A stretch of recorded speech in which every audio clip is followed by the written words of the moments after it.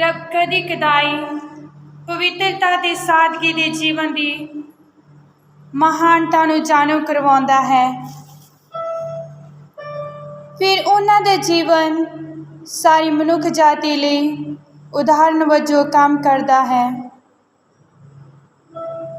ਬਰਨਗਿਆਨਮ ਦੀ sister ਅਲਫੋਂਸਾ ਦੀ ਜ਼ਿੰਦਗੀ, ਜੋ ਇੱਕ ਗਰੀਬ ਕਲਾਰਿਸਟ ਜਮਾਤ ਦੀ ਸਿਸਟਰ ਹੈ, ਪ੍ਰਭੂ ਦੇ ਮਕਸਦਾਂ ਨੂੰ ਪ੍ਰਗਟ ਕਰਦੀ ਹੈ।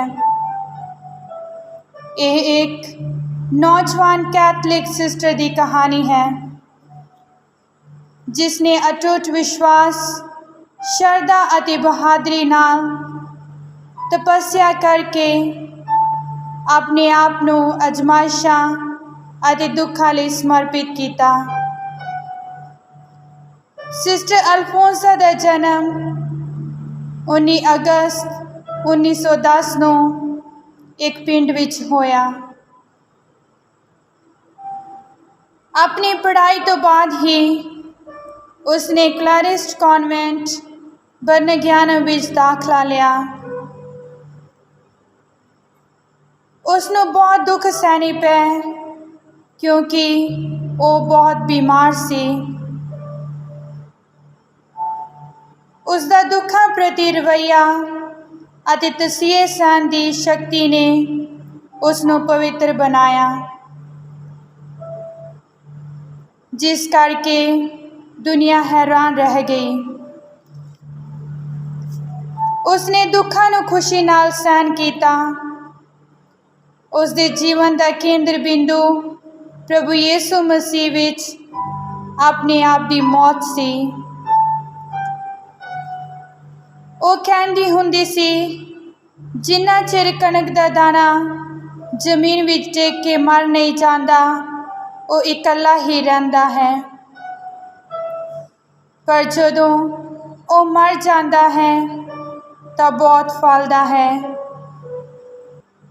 ਉਸ ਦੀ ਮੌਤ 28 ਜੁਲਾਈ 1946 ਨੂੰ ਹੋਈ, ਜੋ ਲੋਕਾਂ ਲਈ ਅਣਦੇਖੀ ਸੀ।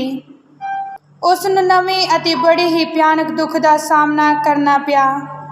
ਹਰ ਸ਼ੁੱਕਰਵਾਰ ਨੂੰ ਉਸ ਨੂੰ ਮਿਰਗੀ ਦਾ ਦੌਰਾ ਪੈਣ ਲੱਗ ਪਿਆ।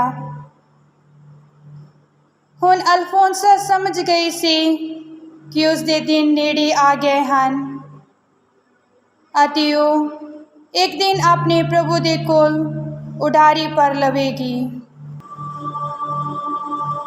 ਜੋ ਸਰੀਰ ਵਿੱਚ ਬਹੁਤ ਹਲਕੇ ਹੁੰਦੇ ਨੇ, ਬਹੁਤ ਤੇਜ਼ੀ ਨਾਲ ਉੱਡਦੇ ਨੇ, ਉਹਨਾਂ ਦੇ ਖੰਭਾਂ ਦੀ ਆਵਾਜ਼ ਵੀ ਸੁਣਾਈ ਨਹੀਂ ਦਿੰਦੀ।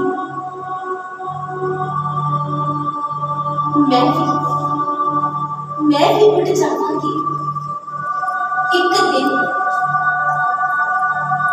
ਜਦੋਂ ਮੇਰਾ ਪ੍ਰਭੂ ਮੈਨੂੰ ਬੁਲਾਵੇਗਾ। ਮੈਂ ਉਡਾਰੀ ਮਾਰ ਕੇ ਆਪਣੇ ਪ੍ਰਭੂ ਦੀ ਗੋਦ ਵਿੱਚ ਬੈਠ ਜਾਵਾਂਗੀ। ਕਿਸੇ ਨੂੰ ਪਤਾ ਨਹੀਂ ਚੱਲਦਾ, ਕਿਸੇ ਨੂੰ ਵੀ ਨਹੀਂ ਪਤਾ ਚੱਲਦਾ। ਮੈਂ ਆਪਣੇ ਪ੍ਰਭੂ ਦੀ ਗੋਦ ਵਿੱਚ ਜਾ ਕੇ ਬੈਠ ਜਾਵਾਂਗੀ। ਕਿਸੇ ਨੂੰ ਨਹੀਂ ਪਤਾ ਚੱਲਦਾ, ਕਿਸੇ ਨੂੰ ਨਹੀਂ ਪਤਾ ਚੱਲਦਾ।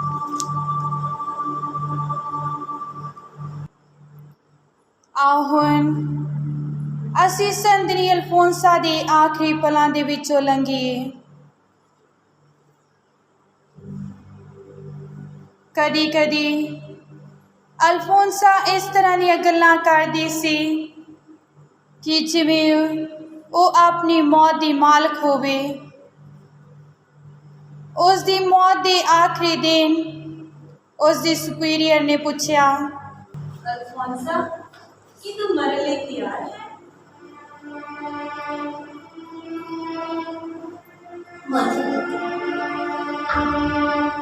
कि मैंने इतना दुख नहीं झेला कि हम मैं मर नहीं सकती।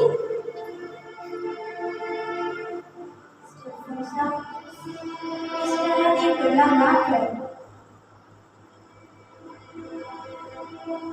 अल्फोंसा, कि तू सचमुच मरना चाहती है? मतलब कभी कभी तो दिल करता है कि प्रभु मैनू ले जाए,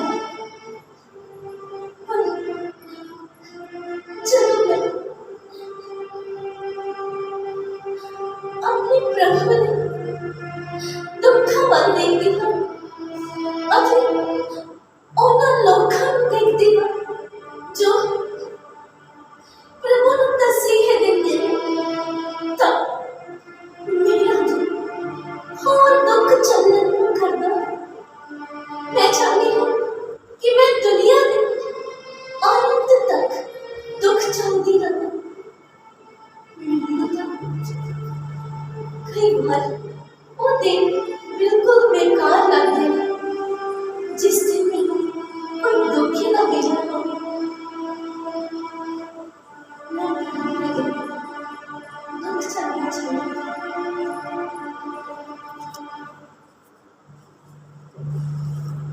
27 ਜੁਲਾਈ 1946 ਨੂੰ ਫਾਦਰ ਕੁਰਵੇਲੇਲ, ਜੋ ਉਹਨਾਂ ਦੇ ਕਨਵੈਂਟ ਦੇ ਪਾਦਰੀ ਸਨ, ਅਲਫੋਂਸਾ ਨੂੰ ਮਿਲਣ ਲਈ ਆਏ।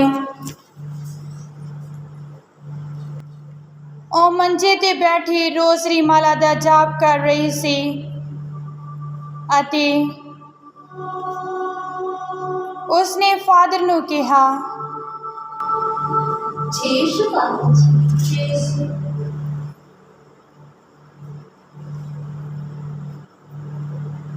फादर जी,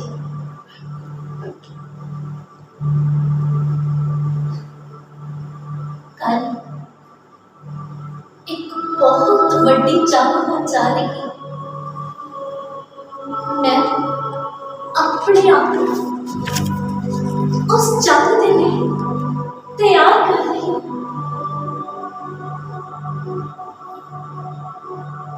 अल्फोंसा, तू तो पहला भी इन्हां दुखां दे विच भी लंघ चुकी है। ਹੁਣ ਤੂੰ ਆਪਣੇ ਪੁਰਾਣੇ ਹਥਿਆਰਾਂ ਨੂੰ ਪੋਲਿਸ਼ ਕਰ ਲੈ ਅਤੇ ਦੁੱਖ ਸਹਿਣ ਦੇ ਲਈ ਆਪਣੇ ਆਪ ਨੂੰ ਤਿਆਰ ਕਰ। फादर जी, मैं वही तो कर रही हूँ। तुसी बस मेरी प्रार्थना करती रहो, मैं भी तुम्हारे लिए प्रार्थना करूँ।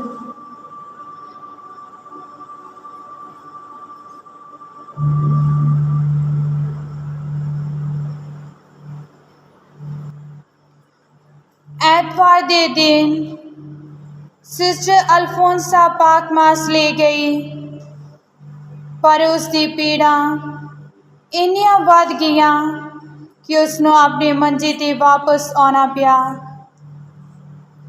ਜਦੋਂ ਉਸ ਦੀਆਂ ਪੀੜਾਂ ਉਹਦੇ ਸਹਿਣ ਤੋਂ ਬਾਹਰ ਹੋਈਆਂ ਤਾਂ ਆਪਣੀਆਂ ਸਿਸਟਰਾਂ ਨੂੰ ਕਹਿਣ ਲੱਗੀ,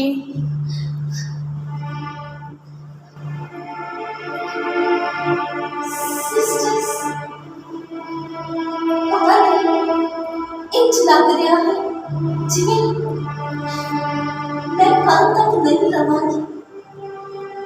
शायद कल मेरे प्रभु मैंने अपने कोल ही बुला ले।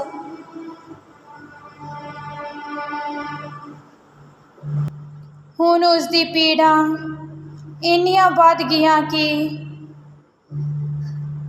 ਆਪਣੀਆਂ ਸਿਸਟਰਾਂ ਨੂੰ ਅਤੇ ਉਹਨਾਂ ਅੱਗੇ ਬੇਨਤੀ ਕਰਨ ਲੱਗੀ, सिस्टर्स, सिस्टर्स, मेरे लिए प्रार्थना करो। मैं तो सहन नहीं हो रही। मेरे लिए प्रार्थना करो कि प्रभु मैंने शक्ति दे।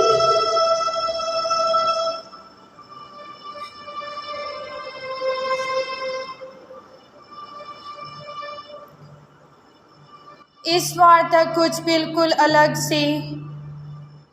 तकरीबन 10 बजे उसने अपनी अखां खोलियां, सारे वल मुस्कुरा के देखा, पर सिस्टरां तो उसकी हालत सहन ना हुई।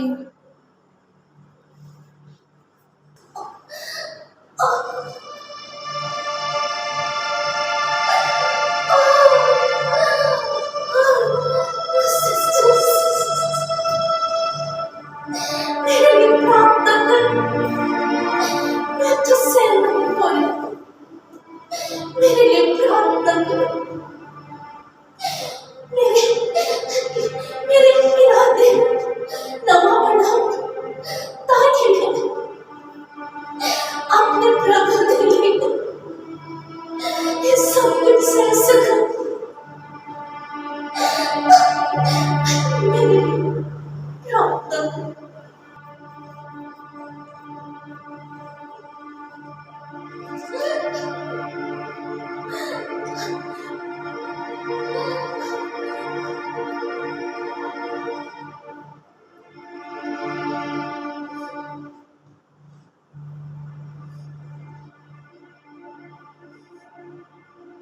ਆਪਣੇ ਹੰਝੂਆਂ ਨੂੰ ਛੁਪਾਉਣ ਦੇ ਲਈ ਉਸਨੇ ਚਾਦਰ ਨਾਲ ਆਪਣਾ ਚਿਹਰਾ ਛੁਪਾ ਲਿਆ ਅਤੇ ਬੋਲਣ ਲੱਗੀ,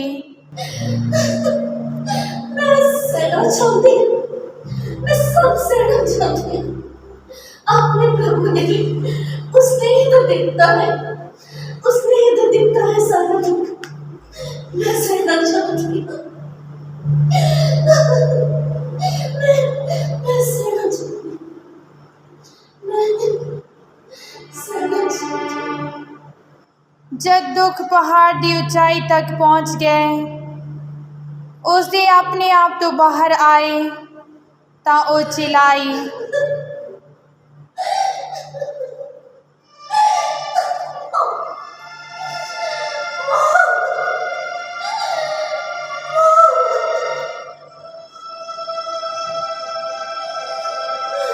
हौसला रख मेरे बच्चे। ਉਸੇ ਵੇਲੇ ਉਸ ਦੇ ਚਿਹਰੇ ਤੇ ਨੂਰ ਆ ਗਿਆ ਅਤੇ ਸੁਪੀਰੀਅਰ ਨੇ ਸਲੀਪ ਲੈ ਕੇ ਉਸ ਨੂੰ ਚੁੰਮਣ ਲਈ ਦਿੱਤੀ।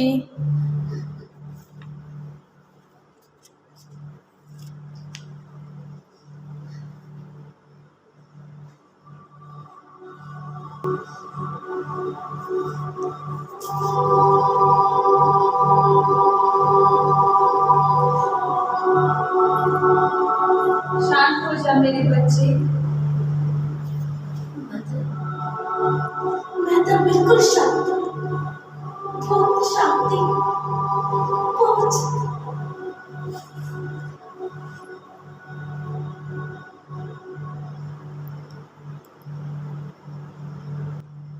ਕੁਝ ਸਮੇਂ ਬਾਅਦ ਉਹ ਇੰਝ ਸੀ ਜਿਵੇਂ ਕਿਤੇ ਜਾਣ ਦੀ ਤਿਆਰੀ ਵਿੱਚ ਹੋਵੇ।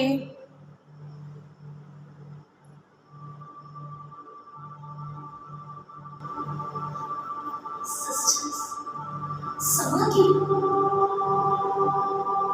मेरे जान का समा हो गया। मेरी पोशाक नहीं, मेरी पोशाक, मैं जा रहा हूँ, मेरी पोशाक थी, मैं जा रहा हूँ। हौसला तुझे ऑलरेडी हमें कभी पाए हुए हैं। नहीं नहीं, मेरी मेरी वधिया वाली पोशाक, मेरी वधिया वाली मेरी पोशाक थी। मैं जाना है, मैं जाना है, मैं जाना है, मैं जाना है। ਜਦੋਂ ਅਲਫੋਂਸਾ ਨੂੰ ਹੋਸ਼ ਆਈ ਤਾਂ ਉਸਨੇ ਯਿਸੂ, ਮਰੀਅਮ, ਯੂਸਫ ਕਹਿ ਕੇ ਆਪਣੀ ਜਾਨ ਪ੍ਰਭੂ ਦੇ ਹੱਥਾਂ ਵਿੱਚ ਦੇ ਦਿੱਤੀ।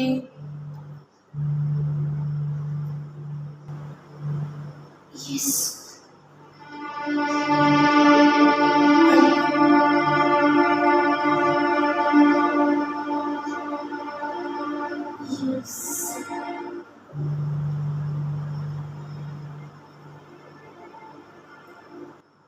उसने इस सिर एक पासे झुकाया। इसी तरह ये नन्हा पंछी इस धरती तो उड़ारी पड़ के अपने रचनहार प्रभु को जा पहुंच गया।